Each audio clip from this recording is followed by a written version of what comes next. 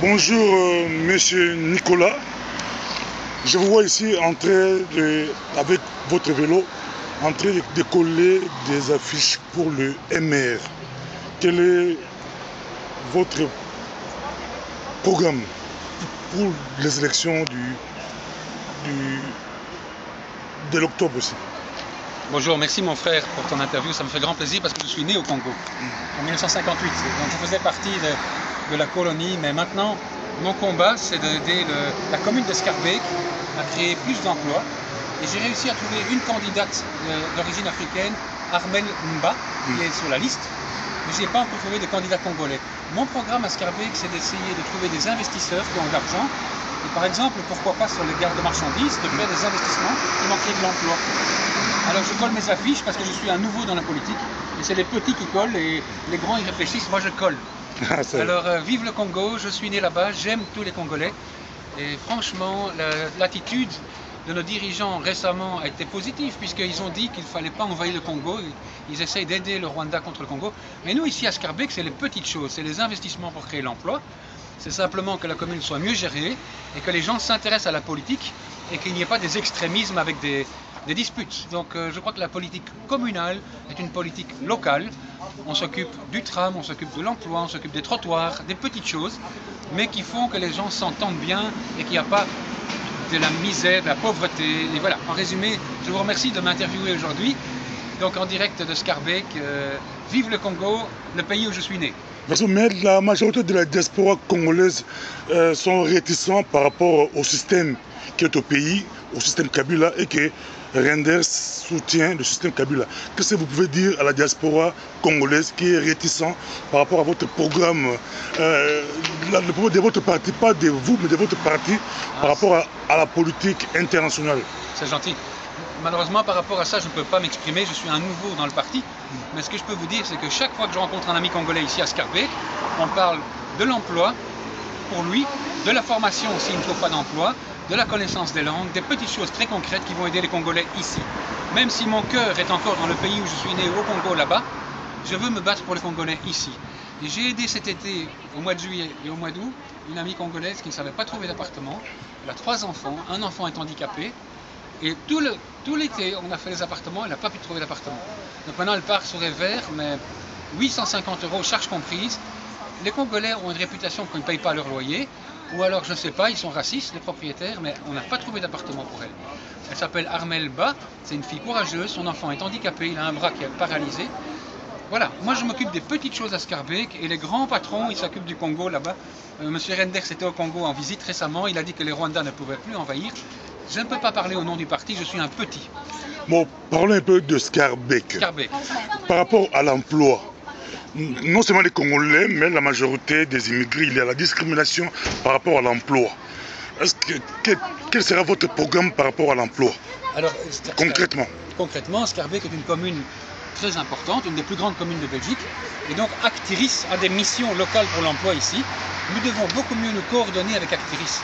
Actiris a une cellule contre la discrimination, dont la responsable c'est Madame Francine De Vries, qui est une fonctionnaire, qui est payée pour ça. Elle a son bureau au boulevard Anspach, mais les gens doivent faire en sorte que, par exemple, le néerlandais ne soit pas un handicap. Je trouve qu'un Congolais doit pouvoir travailler, même s'il ne connaît pas le néerlandais. S'il doit être accompagné d'un flamand, on trouvera un flamand. On peut très bien aller à 2 sur un emploi. Il manque des emplois, donc allons-y ensemble. Allons-y, l'union fait la force. Il faut travailler et on ne va pas se laisser bloquer par des discriminations de langue. À Schaerbeek, on travaille, on doit travailler. Et le néerlandais ou l'anglais peuvent s'apprendre en cours de travail. Donc ça ne doit pas être une discrimination. Mais il y a beaucoup de Congolais qui parlent bien néerlandais. Par exemple, moi qui vous parle, je spreek Nederlands. Ah, proficiat. Il y a marre de problème est que si vous ne parlez pas, on vous dit il faut parler néerlandais. Si vous parlez comme nous qui parlons, on vous dit il n'y a pas de boulot. Qu'est-ce que vous pouvez dire par rapport à cette politique-là? Il faut que notre parti, le MR, alors rencontre les employeurs. La délégation des employeurs à Schaerbeek est très importante, on les rencontre et on fait la diplomatie parce qu'il ne faut pas arrêter l'emploi à des barrières linguistiques. Il faut pouvoir apprendre les langues pendant le travail. Bonjour madame, comment ça va? Alors, vous avez ici l'interview de la caméra Congo. À bientôt madame. Donc la discrimination des langues n'est pas un argument. S'il faut, on engagera un Congolais avec un flamand. Mais par rapport à la propreté, de plus en plus, Scarbeck commence à devenir sale. Qu'est-ce que vous pouvez dire? Alors ce qu'on remarque, c'est qu'il y a des agents gardiens de la paix qui sont là en prévention. Je vais parler tantôt à l'un d'entre eux qui est un coordinateur des gardiens de la paix et qui est d'origine africaine. Il m'a dit, Nicolas, ça c'est bien, mais il y a un manque de coordination avec les agents de quartier. Dans chaque quartier, si tu veux, il y a un responsable de la société civile qui est dans sa maison et qui coordonne le quartier au niveau des activités culturelles. Pourquoi ne pas mettre en coordination les agents de quartier et ces agents de la paix et qu'ensemble, ils fassent de la coordination pour qu'on fasse de la prévention. Nettoyer, c'est bien, mais parler aux jeunes et parler aux personnes âgées pour faire de la prévention de propreté, c'est encore mieux. Et par rapport à la sécurité des personnes? La sécurité est aussi un problème. Ces agents gardiens de la paix n'ont pas mandat de verbaliser. Ils sont là en prévention. Pourquoi ne pas leur donner une mission un peu plus importante en disant, ok, la coordination avec la police, mais aussi la société civile, fait en sorte qu'il y ait un dialogue et que les jeunes soient en permanent de dialogue. On ne les voit pas se promener comme ça, sans objectif, sans mission. La majorité des Congolais sont des croyants. Ils prient.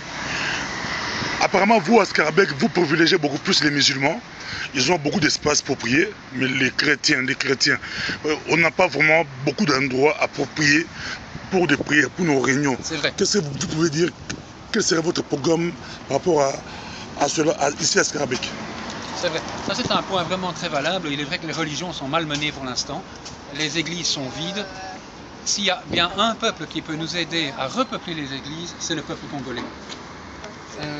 Il y a vraiment une cassure, une brisure entre les églises catholiques traditionnelles et cet esprit d'enthousiasme qu'ont les Congolais, cette force de la musique, cette force de la danse que nous pouvons vraiment exploiter avec les églises. Pourquoi ne pas proposer aux prêtres blancs, qui sont en majorité, d'adopter des vicaires, des aides africaines, et que là, il y a au moins un dialogue.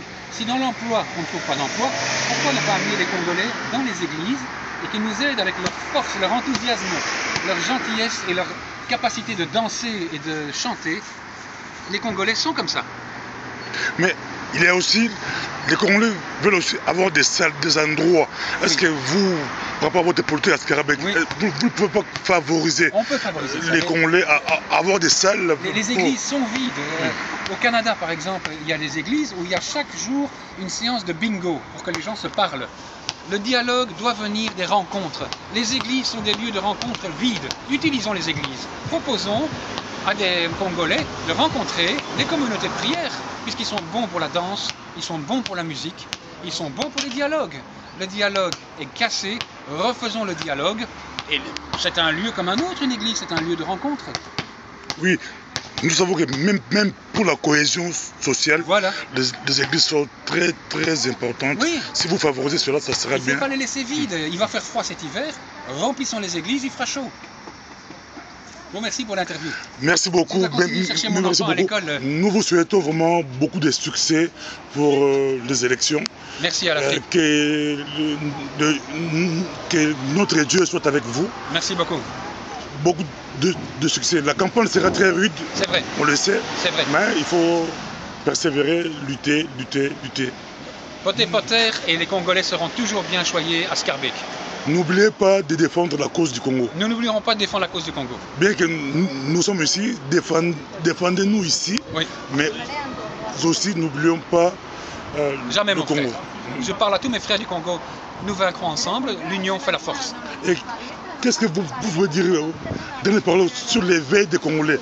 Les Congolais, il y a beaucoup de manifestations. Maintenant, les Congolais se sont réveillés. Ils ont pris conscience pour leur pays, pour développer le Congo. Qu'est-ce que vous pouvez dire?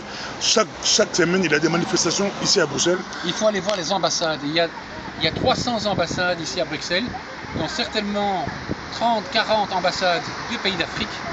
Est-ce que ces ambassadeurs n'auraient pas un rôle plus important que le rôle officiel? C'est bien d'avoir des voitures de protocole, mais est-ce qu'il ne faut pas que ces ambassadeurs à Bruxelles aient une mission beaucoup plus citoyenne? Là, je me pose la question. Ils ont des magnifiques ambassades, ils ont des ressources ici à Bruxelles, capitale de l'Europe. Je propose que les ambassadeurs rencontrent la société civile. Je dois vraiment chercher mon enfant à l'école, donc je vous remercie pour cet entretien. Et voilà, je crois qu'il faut laisser la parole au peuple. Merci beaucoup. J'espère. Merci beaucoup. En tout cas, ça a été un grand plaisir pour nous, pour vous. Ah, pardon. En tout cas, il faut persévérer, lutter. Oui. Ce n'est pas facile, Non. mais Vive le Congo. Vive le Congo. Vive le Congo, vive la Belgique. Merci beaucoup. Regarde là. À bientôt. Au revoir mes amis du Congo. Merci beaucoup. Au revoir. Merci beaucoup. Donc, nous vous remercions d'avoir passé au micro du pasteur Bobo. Que Dieu vous bénisse. Que Dieu vous bénisse aussi. Merci. Au revoir. C'est quoi ça? C'est pourquoi, monsieur? Voilà. En interview. Je vois. Ah, c'est un interview.